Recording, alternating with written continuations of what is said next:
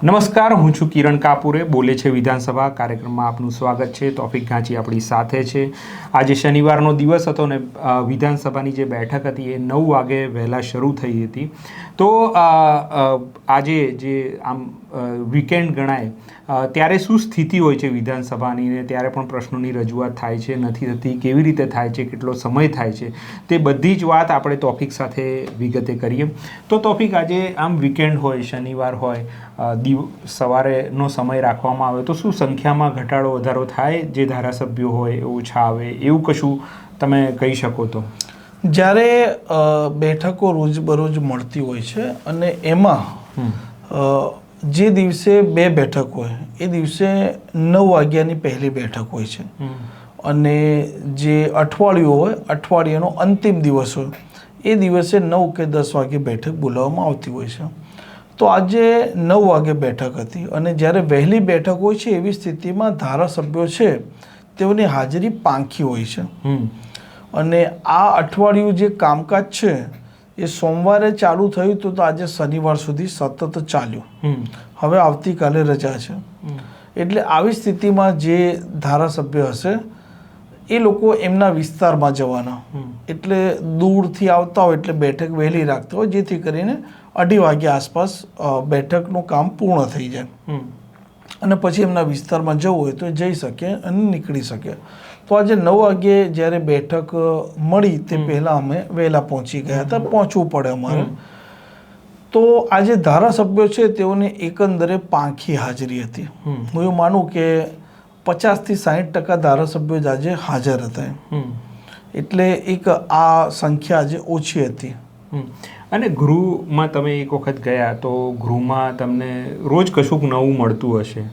એટલે તમે સીએમની ઓફિસમાં જાઓ કે ડેપ્યુટી સીએમની ઓફિસમાં જાઓ કે કેબિનેટ મંત્રીઓની પણ ત્યાં ઓફિસો છે, ધારાસભ્યોની પણ ઓફિસો છે. તો ત્યાં શું કંઈ રોજ કંઈક નવું તમે જોવા મળે? તમે વાત કરો જ છો આમ તો એવું કશું જોવા મળ્યું હોય તો જી એ વિશે. દરેક મંત્રી છે, દરેક મંત્રીની એક અલગ ઓફિસ હોય છે. જે સત્તા પક્ષના ધારાસભ્ય છે તો એ લોકો દંડકની ઓફિસમાં બેઠતા હોય છે અને નીચે પ્રથમ માળ છે ત્યાં ભાજપ પક્ષ કાર્યાલય છે. એના બાજુમાં આમ આદમી પાર્ટીનું પક્ષ કાર્યાલય છે, ત્યાં આમ આદમી પાર્ટીના ધારાસભ્ય બેસતા હોય છે અને એના બાજુમાં કોંગ્રેસનું પક્ષ કાર્યાલય છે, ત્યાં કોંગ્રેસના ધારાસભ્ય બેસતા હોય છે અને કોંગ્રેસની સામે ક્લેરિકલ જે કામ એમનું કરવાનું હોય તો એના માટે એક સામે બીજી ઓફિસ આપેલી છે જ્યાં એમને સતત ટાઈપિંગો, પત્ર લખવાના હોય, અન્ય મામલા હોય, એ ઓફિસ ત્યાં એ લોકો કરેલી છે. રોજબરોજ દરેક મંત્રીની ઓફિસના બહારથી, સીએમની ઓફિસના બહારથી સતત જ્યારે રિસેસ પડે ત્યારે કે રિસેસ પડે દરમિયાન દરેક ધારાસભ્ય નીકળે, મંત્રીઓ એમની ઓફિસમાં ગયા હોય કે એમના બહારથી લોકો મુલાકાતીઓ આવીને લાંબી લાઈન લગાવી હોય, કેમ કે રિસેસ દરમિયાન એમના સાથે ભેટો થાય. ક્યાં પછી અંદર કામકાજ ચાલુ છે ને દરમિયાન કોઈક એવા મતક્ષેત્રના લોકો આવ્યા હોય ને મંત્રીને કોઈ મામલે વાત કરવાની તો એવી સ્થિતિમાં ભેટો થાય.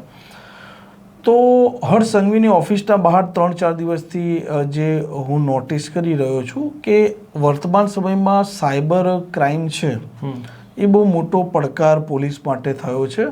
તો એમની ઓફિસના બહાર એક નાની સ્ક્રીન લગાવેલી છે જેમાં સાયબર ક્રાઇમ રિલેટેડ દરેક પ્રકારની તમને અપડેટ અને માહિતી મળી રહે. એમાં સ્ક્રીનના અંદર ડિસ્પ્લે બધું કરે છે. એ ડિસ્પ્લે કરે કે ભાઈ આવી રીતે ફ્રોડ થયો તો આ નંબર તમે ડાયલ કરો, સાયબર ફ્રોડથી કેવી રીતે બચવું, મતલબ એના રિલેટેડ દરેક પ્રકારની માહિતી ત્યાં મૂકેલી છે. અને જ્યારે વિધાનસભાના ભોંયરામાંથી તમે પ્રવેશ કરો છો નીચેથી તો ત્યાં પણ એ ડિસ્પ્લે મૂકી છે. એટલે બંને ડિસ્પ્લે મૂકી છે જે અત્યારે હવે ત્યાં પસાર થનારા લોકો, ગૃહમંત્રીની ઓફિસમાં જે લોકો રજૂઆત માટે આવતા હોય એ લોકોએ મૂકવાનું કારણ એ કે એ વિભાગ એમનો છે અને ગૃહ સંબંધિત કોઈ વ્યક્તિ રજૂઆત માટે આવ્યો તો સાયબર ક્રાઇમનો મામલો તે જાણી શકે, સમજી શકે અને પોતે એજ્યુકેટ થઈ શકે. એટલે હર્ષ સંઘવીની બહારની ઓફિસ છે ત્યાં એક આ નવીનતા દેખાય છે. હા, એટલે સાયબર ક્રાઇમમાં તો એવું છે કે જેટલી જાગૃતતા આવે એટલું જ એમાંથી લોકો છેતરાય ઓછું, એનો બહુ બેઝિક ફંડા છે. પણ કાલે અમે આવ્યા હતા વિદ્યાર્થીઓને લઈને ત્યારે હર્ષ સંઘવી નહોતા. એટલે ગૃહ ચાલુ હોય તો એ દરમિયાન તો જે કંઈ આવી રીતે જે કેબિનેટ મંત્રીઓ કાં તો ડેપ્યુટી સીએમ તો એમની તો હાજરી જરૂરી રહેતી હશે ને સામાન્ય રીતે?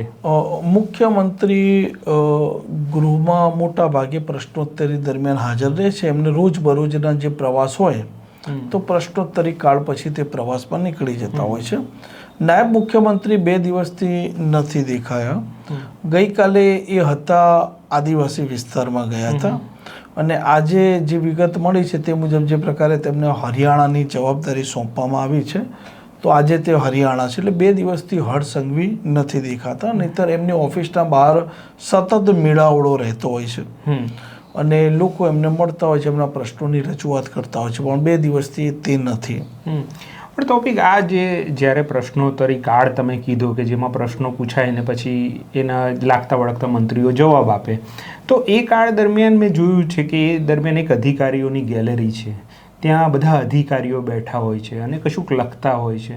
તો એ શું છે, એનો શું સંબંધ છે ત્યાં, એ જરા સ્પષ્ટ કરો. જ્યારે અંદર હાઉસની હવે હું વાત કરું તો જે ગૃહની કામગીરી અંદર ચાલુ થતી હોય એ દરમિયાન કોઈ પણ ધારાસભ્ય જે પણ પ્રશ્ન પૂછતા હોય એને સંબંધિત મંત્રી એનો જવાબ આપતા હોય છે. પરંતુ એ જ દરમિયાન ધારાસભ્યને તે જવાબથી સંતુષ્ટ ન થયા તો એમણે પેટા પ્રશ્ન પૂછ્યો. તો આવી સ્થિતિમાં જે મંત્રી જવાબ આપતા હોય છે તો એ દરેક મામલા એ દરેક વિભાગના સચિવ હોય છે, મતલબ સેક્રેટરીઓ. એ ધારો કે આજે ગૃહ વિભાગ છે, એક એક્ઝામ્પલ હું આપું, તો આવી સ્થિતિમાં ડીજીપી ત્યાં ઉપસ્થિત હશે, એના એડિશનલ ચીફ સેક્રેટરી ગૃહ વિભાગના હાજર ત્યાં હશે, ગૃહ સચિવ હાજર હશે અને એ સિવાય એમના જે નીચેનો સ્ટાફ હોય એ પણ હાજર. એટલે રહે કે કોઈ પણ પ્રકારનો જ્યારે કોઈ સભ્ય પૂછે છે, કોઈ એની માંગણી છે, જેથી કરીને આ અધિકારીઓએ તે નોંધવાનું હોય છે. રોજે રોજ અલગ અલગ વિભાગના જ્યારે પ્રશ્નો ચાલતા હોય તે દરમિયાન આ અધિકારીઓ હાજર રહે. સાથે સાથે બજેટ જે આવ્યું, બજેટ મંજૂર કરાવવાનું છે તો એ દરમિયાન એની માંગણીઓ પર ચર્ચા થતી હોય. તો આવી સ્થિતિમાં પણ સત્તા પક્ષ કે વિપક્ષના જે પણ ધારાસભ્ય બોલતો હોય એમાં બાબતો એમને નોંધવાની હોય છે, આ સચિવોએ, આ અધિકારીઓએ. અને એનું પછી ફોલોઅપ જે વિધાનસભાની અલગ અલગ કમિટીઓ છે તે સમયાંતરે ફોલોઅપ પણ લેતી હોય છે કે ભાઈ ધારાસભ્ય આ મામલાની માંગણી કરી હતી તો એની આ શું સ્થિતિ છે. એટલે આ અધિકારીઓ ત્યાં હાજર રહેવાનું. બીજું કે પ્રથમ જે પ્રશ્ન પૂછે છે અગાઉ એમણે જાણ કરી દીધી હોય છે સભ્ય, ધારાસભ્ય, એનો જવાબ મંત્રી આપે છે, પરંતુ પેટા પ્રશ્ન ઉપસ્થિત થયો, કોઈ એમણે આંકડો માંગ્યો, બરાબર, તો એનો જવાબ મંત્રી પાસે નથી તો તરત ને તરત એ અધિકારી પાસે રેકોર્ડે લઈને આવે, બ્રીફિંગ પોઈન્ટ ને બધી ફાઇલો, અને તરત ને તરત એ ચિઠ્ઠીમાં લખીને એમને મોકલી દે.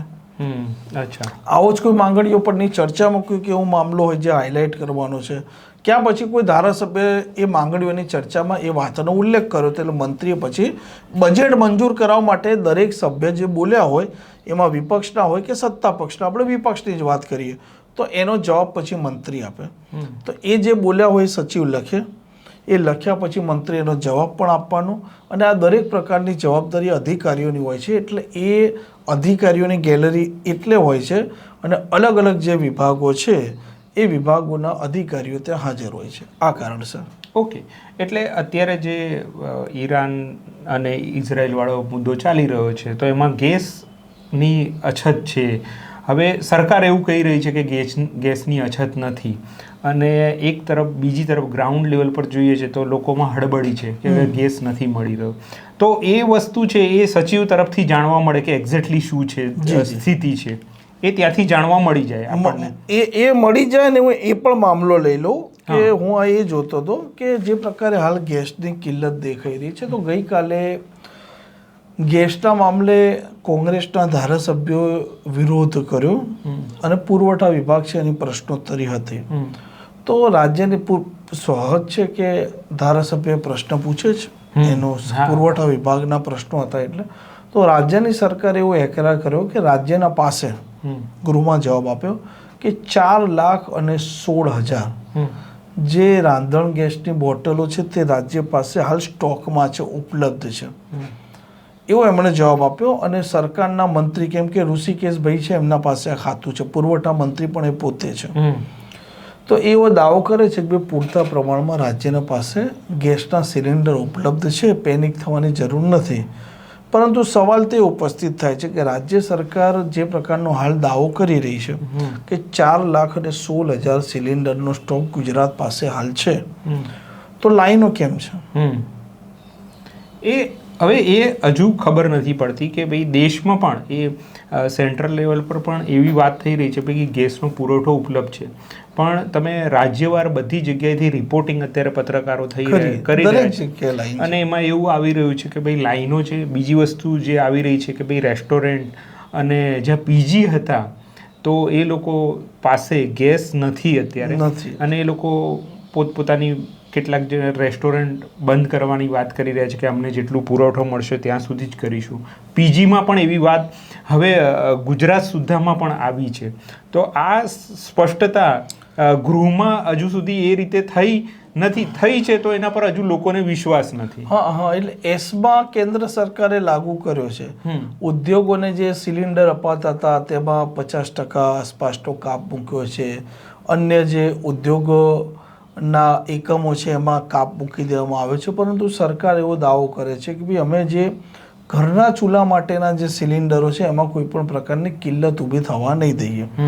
હવે જે લોકો રેસ્ટોરન્ટની તમે વાત કરી કે જે લોકો ધંધા રોજગાર સાથે સંકળાયેલા છે કે જેમને રોજબરોજ ગેસની જરૂરિયાત ઉપસ્થિત થાય છે અને તે લોકો એ પ્રકારનો બાટલો ખરીદે છે, તો હવે આવી સ્થિતિમાં એમના ધંધા રોજગાર છે તેની પરિસ્થિતિ અત્યારે હવે આવનારા દિવસોમાં વધુ ખરાબ થશે, કપરી થશે.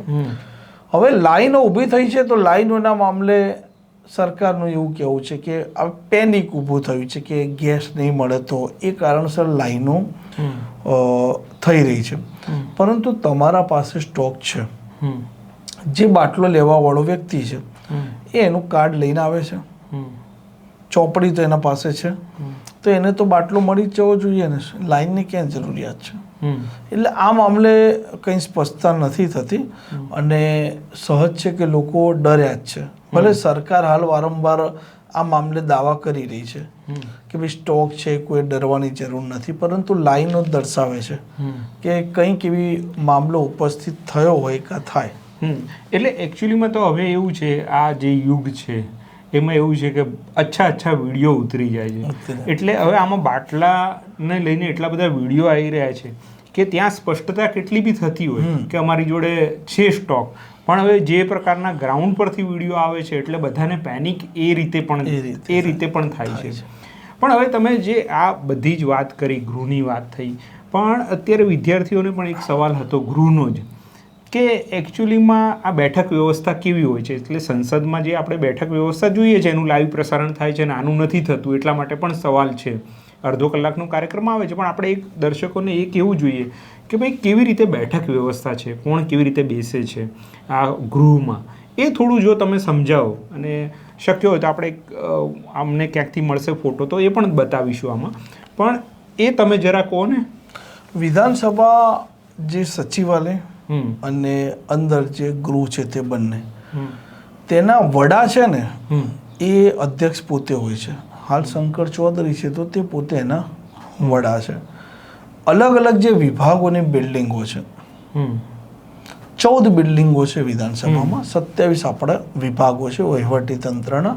આ 14 અલગ અલગ બિલ્ડિંગોમાંથી તે 27 વિભાગોનું રાજ્ય કક્ષાનું સંચાલન ત્યાંથી થાય છે. એના વડા મુખ્યમંત્રી ભૂપેન્દ્ર પટેલ. વિધાનસભા સચિવાલય એટલે અંદર ઓફિસ હોય છે, જે વિધાનસભાના સત્ર દરમિયાન જે પણ પ્રકારની કામકાજ હોય તો અલગ અલગ સમિતિઓ હોય છે. એ સમિતિઓના વડા હોય, એ પણ આ ધારાસભ્યોમાંથી બનેલા હોય, એના સભ્યો હોય. ગૃહની જે પ્રકારે કામગીરી થઈ હોય, જે પ્રકારે આ બજેટ ફળવાયું તો એના દરેક પ્રકારના હિસાબ કિતાબ બધું અહીંયા થાય. એટલે વિધાનસભા સચિવાલય અને વિધાનસભા ગૃહના વડા એ અધ્યક્ષો. એટલે આપણે એક સાદી વ્યાખ્યામાં સમજાવી શકીએ કે વિધાનસભાના મુખ્યમંત્રી એ અધ્યક્ષ હોય છે. બરાબર. અને જે 12 બિલ્ડિંગો છે ને વહીવટીના વડા છે એ મુખ્યમંત્રી એ હોય છે. મુખ્યમંત્રીને વિધાનસભામાં કંઈક કરવું હોય, બોલવું હોય તો આ જ અધ્યક્ષની મંજૂરી લેવાની. એટલે વિધાનસભાના સર્વે સર્વા એ પોતે છે. એટલે ગૃહનું સંચાલન એમના અધ્યક્ષ સ્થાને થાય. વિધાનસભાના જે નેતા કહેવાય, મુખ્ય નેતા ગૃહના, એ મુખ્યમંત્રી હોય. બરોબર. એ મુખ્યમંત્રી હોય અને એ અધ્યક્ષ જ્યાં બેઠા હોય એની મને લાગે છે કે જમણી તરફ અધ્યક્ષ જ્યાં બેઠા હોય તેની જમણી તરફ મુખ્યમંત્રી પ્રથમ બેસતા હોય છે. એમના પાસે અત્યારની સ્થિતિ વાત કરીએ તો મુખ્યમંત્રી એમના પાસે બેઠક વ્યવસ્થામાં જે બદલાવ આવ્યો છે એમાં નાયબ મુખ્યમંત્રી છે. એ પછી જે કેબિનેટ કક્ષાના મંત્રીઓ છે તે આગળ બેસતા હોય છે. બરાબર. રાજ્ય કક્ષાના મંત્રી છે તે પાછળ બેસતા હોય છે. સાથે દંડક હોય, નાયબ દંડક હોય, તે એમના સાથે બેસતા હોય છે. પછી જે ધારાસભ્યો છે સત્તા પક્ષના, એ વર્તમાન સમયમાં અધ્યક્ષના સામે બધા છે અને થોડા સાઈડમાં છે. મુખ્યમંત્રી અને જે મંત્રીઓ છે એના એક્ઝેક્ટ સામે બેસતા હોય છે વિપક્ષના નેતા અને એમના ધારાસભ્ય. જે શૈલેષ પરમાર, જે શૈલેષભાઈ બેસે છે એટલે અધ્યક્ષ છે એમની ડાબી તરફ અને મુખ્યમંત્રી અને મંત્રીઓના એક્ઝેક્ટ સામે. બરાબર. ત્યાં અત્યારે કોંગ્રેસ અને એમના પાછળ આમ આદમી પાર્ટીના ધારાસભ્યો અને અપક્ષના ધારાસભ્યો, એ લોકોની સિટિંગ વ્યવસ્થા ત્યાં છે. એટલે મુખ્યમંત્રીના એક્ઝેક્ટ સામે હોય વિપક્ષના નેતા, અથવા જો વિરોધ પક્ષનું પદ મળ્યું હોય તો વિરોધ પક્ષના નેતા એ સામે બેસે અને એમના જોડે અધ્યક્ષ હોય. આ આરી બેઠક વ્યવસ્થા છે. મુલાકાતીઓ માટે અલગ ગેલેરી છે. અધિકારીઓ જે અધ્યક્ષ છે, અધ્યક્ષની જમણી તરફની જે ગેલેરી છે ત્યાં અધિકારીઓ બેસે છે. એના બાજુની જે ગેલેરી છે ત્યાં પત્રકારો માટે રિઝર્વ છે. અધ્યક્ષ જે બેસે છે એના ડાબી તરફ એક ગેલેરી છે. તો એ ગેલેરીમાં જે બહારથી અધ્યક્ષના જે મહેમાનો હોય, અધ્યક્ષે જેને આમંત્રણ આપ્યું હોય, એ લોકો માટે એ ગેલેરી કેવળ અધ્યક્ષે જેને આમંત્રણ આપ્યું એમના બેસવા માટે રિઝર્વ છે. અને બાકીની જે ગેલેરી છે ત્યાં જે મુલાકાતીઓ, જે પ્રજાજનો છે, આ રાજ્યના લોકો છે જે વિધાનસભા જોવા આવ્યા છે, તેમને ત્યાં બેસાડવામાં આવે છે. અને બીજું એક તમે આજે વાત કરી કે આજે બધા વિધાનસભ્યો જે પોતપોતાના વિસ્તારમાં જશે, પણ એ જ્યારે ગાંધીનગરમાં હોય ત્યારે એમની રહેવાની વ્યવસ્થા છે જ ગાંધીનગરમાં, એવું ન્યૂઝમાં આવ્યું હતું. પણ એ એક્ઝેક્ટલી ક્યાં છે? જ્યાં ગૃહ છે એનાથી નજીક છે? ક્યાં છે? ગૃહથી એકદમ નજદીક છે. અત્યાર સુધી જે સેક્ટર 21 છે અપના બજાર, ત્યાંના પાછળ હતા એમએલએ ક્વાર્ટર. હાલ 19માં નવા એમએલએ ક્વાર્ટર બનાવવામાં આવ્યા છે. અત્યાધુનિક એમએલએ ક્વાર્ટર છે અને એમાં જે નવા મકાનો બન્યા છે એમાં દરેક પ્રકારની સુવિધા છે, લક્ઝુરિયસ સુવિધા તમે કહી શકો. અને હું એવું માનું છું કે એક બેડરૂમ છે, કિચન પણ છે, બેઠક રૂમ પણ છે, એ પ્રકારની અંદર વ્યવસ્થા છે. ને દરેક ધારાસભ્યના અંદર દરેક પ્રકારની વ્યવસ્થા છે કે એમને કોઈ મળવા આવ્યું તો એની પણ એક ઓફિસ જેવી આમ વ્યવસ્થા છે કે એનું કામકાજ ત્યાંથી થઈ શકે. હા, એટલે પ્રજાના પ્રતિનિધિ તરીકે એમને બધી વ્યવસ્થા, કેમ કે એમને દરેક પ્રકારનો સ્ટાફ ત્યાં રાખ્યો હોય તો એ પણ કામ ચાલે એટલી વ્યવસ્થા કરેલી છે. સાથે લોકો માટે જમવાની પણ વ્યવસ્થા છે અને જીમ, રમત ગમત માટેની પણ ત્યાં વ્યવસ્થા એ લોકોએ કરેલી છે. એટલે હાલની સ્થિતિમાં જે ધારાસભ્યો છે, જેટલા ધારાસભ્યો છે, એ ધારાસભ્યો એ અહીંયા રહેવાનું, જે ધારાસભ્ય માંથી મંત્રી બન્યા છે, ચાહે કેબિનેટ કક્ષાના, રાજ્ય કક્ષાના, એ લોકો માટે જે રાજ્યપાલ રહે છે, રાજભવન છે, ત્યાં એ લોકો રહે છે. એટલે એમને બંગલા મળતા હોય છે રહેવા માટે. ઓકે. બાકીના તમે પૂર્વ મંત્રી થઈ ગયા એટલે બંગલો ખાલી કરી તમારે ધારાસભ્ય જે મકાન છે ત્યાં જતું રહેવું પડે. પણ તમે એક વાત કરી આમાં કે ધારાસભ્યો માટે જીમ ને એવી વ્યવસ્થા છે, અને પછી એક વખત અમે આવ્યા હતા ત્યારે એવું પણ વાત થઈ હતી કે અધ્યક્ષે એવો આગ્રહ રાખ્યો હતો બધા એમએલએ પાસેથી કે તમારે સીડીઓ ચડીને જવાનું, એવો પણ વાત હતી. તો આમાંથી હેલ્થ કોન્શિયસ દેખાતા હોય, હેલ્થ માટે સજાગ હોય એવા ધારાસભ્યની પણ વાત કરવી જોઈએ. તો એવા કોઈ છે તમારા ધ્યાને? વર્તમાન સમયમાં તો અનેક યુવા ધારાસભ્યો છે જેઓની એક સંખ્યા છે, સત્તા પક્ષ કે વિપક્ષ બંનેની વાત કરીએ કે બધાય છે. પરંતુ મંત્રીની એક વાત કરું તો જે પ્રવીણ માળી છે બનાસકાંઠાથી, તે પોતે મંત્રી છે.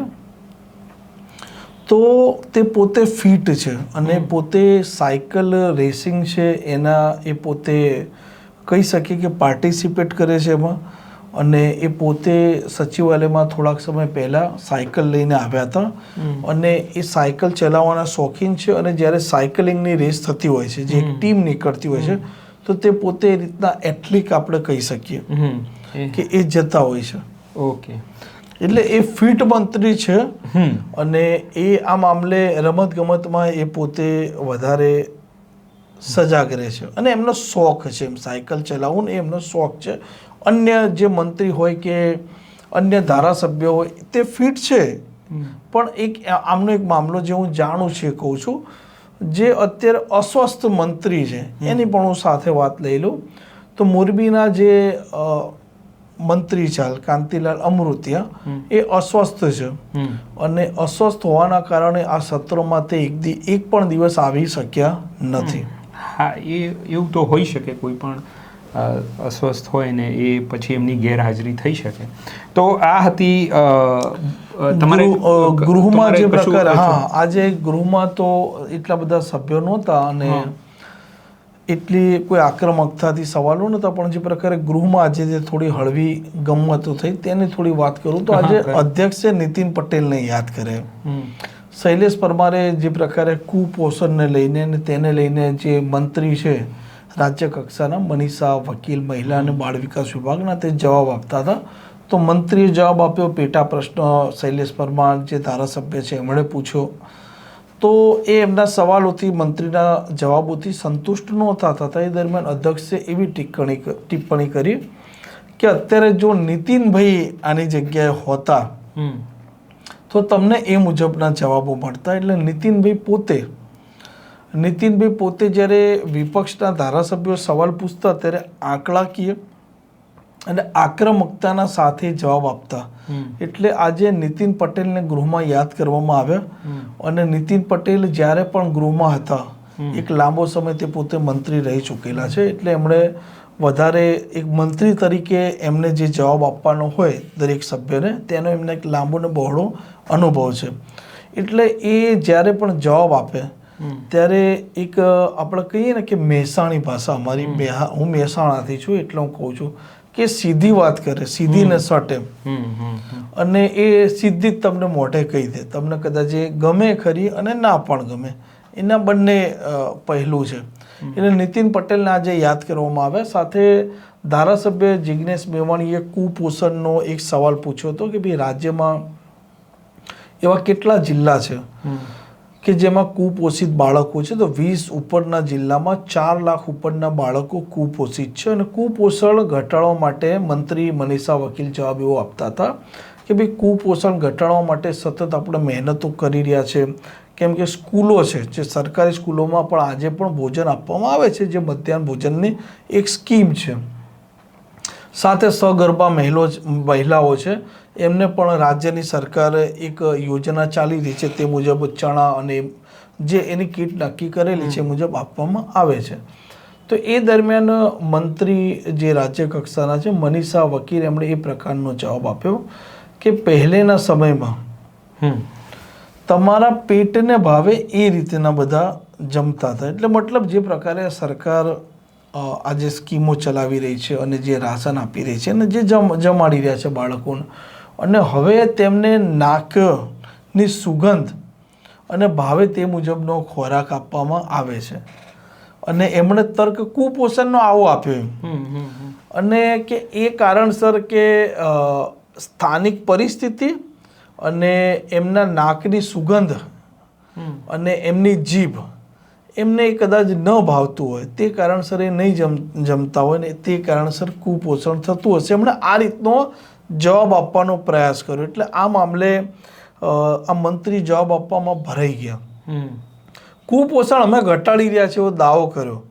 એટલે કે પહેલે લોકો પેટને જે પ્રકારે ભૂખ મુજબ જમતા હતા, હવે કે એને સુગંધ હોય અને સ્વાદ જોઈએ છે એવી વાત. હા, સ્વાદ અને નાકની સુગંધ એના આધારે જમે છે. અને એમણે એવું કહ્યું કે સ્થાનિક પરિસ્થિતિ અને સ્વાદ એને લઈને કે આ કુપોષણનો મામલો છે, એમણે આવી રીતે જવાબ આપ્યો. એટલે જવાબમાં તો એવું લાગે છે કે એમનો મતલબ એવો છે કે એમની પાસે ભોજન છે પણ જમતા નથી.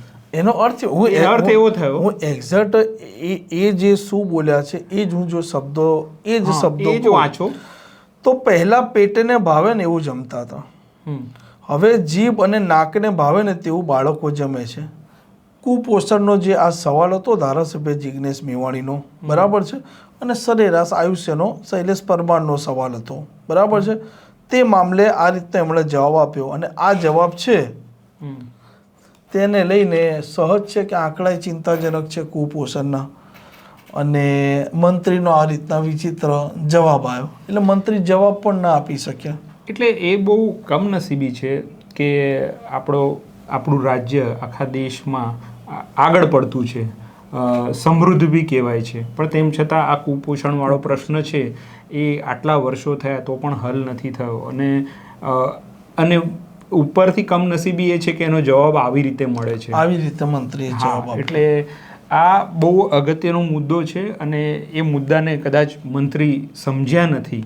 અને જે આના પહેલાં પણ ઘટનાઓ બનેલી છે કે જ્યારે સભ્ય પ્રશ્ન પૂછે ને એ ટાઈમે મંત્રી એનાથી એકદમ બીજો વિપરીત જવાબ આપતા હોય છે. કારણ કે તમે અધ્યક્ષ વારંવાર ટકોર કરે કે પેટા પ્રશ્ન સભ્ય પૂછે તો પછી અધ્યક્ષ એવી ટકોર કરે કે તમે મંત્રીને એવી ફરજ નથી પાડી શકતા કે તમારી અનુકૂળતા મુજબનો જવાબ એ આપે.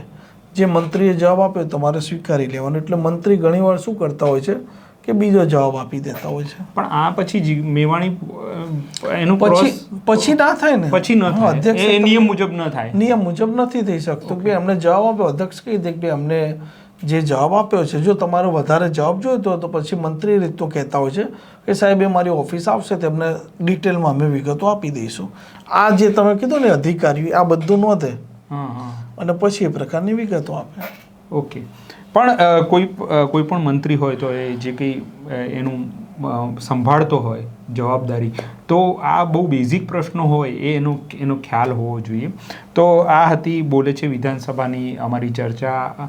આજે ભલે એ ગૃહમાં ચર્ચા ઓછી થઈ હોય પણ અમે બીજા વિષયોને આવરીને આજે આ કાર્યક્રમ તમારી સમક્ષ મૂકીએ છીએ. તમને આ કાર્યક્રમ ગમતો હોય તો જરૂરથી નીચે કોમેન્ટ કરશો. અત્યારે મને ને મારા સાથી તોફિકને રજા આપશો. નમસ્કાર.